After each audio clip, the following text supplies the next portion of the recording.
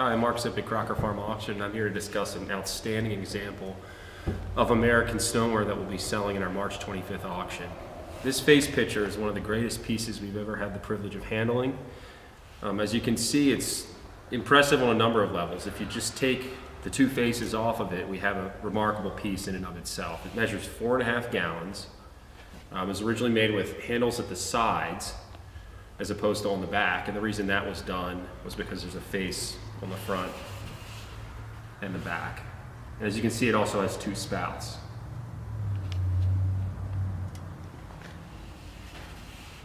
So we have a remarkable piece in size and form. Just to give you an idea of the grand scale of this piece, here's a 1 gallon pitcher by Greer of Chester County up against this piece. And you can see how it just dwarfs this piece.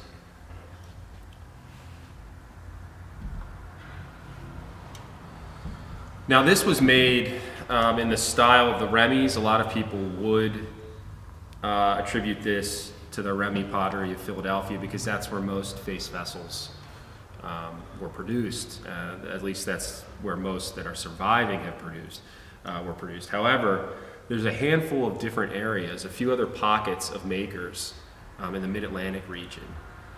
There's one from the Greer site in Chester County, Pennsylvania. There's one by Samuel Bell from Winchester, Strasburg. There are a couple from the Huntingdon County area, and this one is one such example. Huntingdon County, Pennsylvania is the region, and we know that from the distinctive decoration. We can see that this decoration is kind of an amalgamation of designs that you might find, for example, at the Parr Pottery further south in Baltimore, or even somewhat related to the fancy brushwork you'd find on western Pennsylvania pieces of Greensboro and New Geneva. And this design was used in Huntingdon County most prominently by a potter named Elisha B. Hissong at his shop in Cassville. We know that from a signed picture that we sold that had a variant of this motif running vertically on the piece. And we also know that from several other examples, some that are blue decorated, some that are actually manganese decorated, that have originated from that area. And we also, of course, have the distinctive clay color of central/western Pennsylvania stoneware, this dark gray color, which eliminates the Remy's as a maker in Philadelphia, as does, more importantly, the design. But the faces on this really, obviously, are what set this piece apart from almost any other piece that we've handled. We handled a few blue decorated stoneware face vessels in the past, none this nice.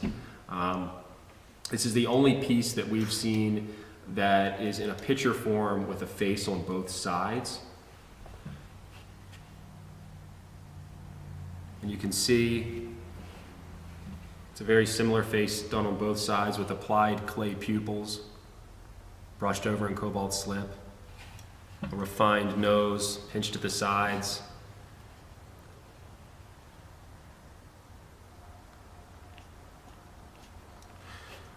With carved nostrils underneath.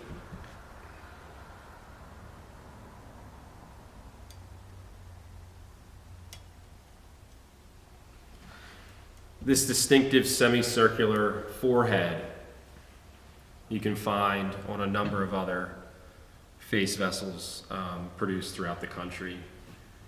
Now, it's a very distinctive trait that you can find on a number of American examples.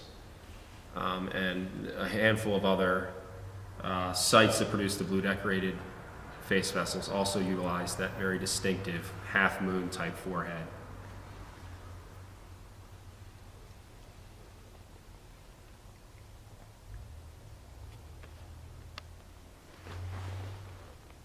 The ears are also pierced. It's a very interesting treatment. The same treatment was done on a handful of other blue decorated face vessels from the Mid-Atlantic area. And whether this was supposed to signify something, that this was a particular type of person that's represented on this form, we will never exactly know, but it's interesting to note that there are others that have pierced ears. And you can see it has a prominent chin applied.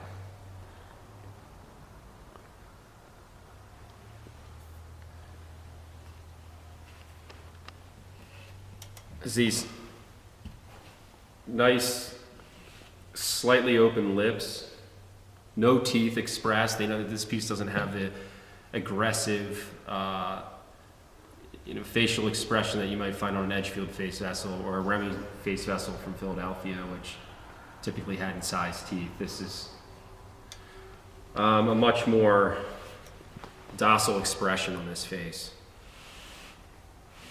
And the modeling is arguably finer than what you'd find on most Remy examples from Philadelphia as well. So we have a piece that's exceptional in size, exceptional in form, wonderfully decorated, and also has two applied faces on it. A really remarkable thing, whether this was made for some special ceremony, some special use, or whether this was something to attract customers in a storefront, we'll never quite know. But it is, without a doubt, one of the greatest pieces of American stoneware that we've ever handled, something that really transcends stoneware collecting into the American folk art realm. And we're very excited to offer it in our March 25th sale.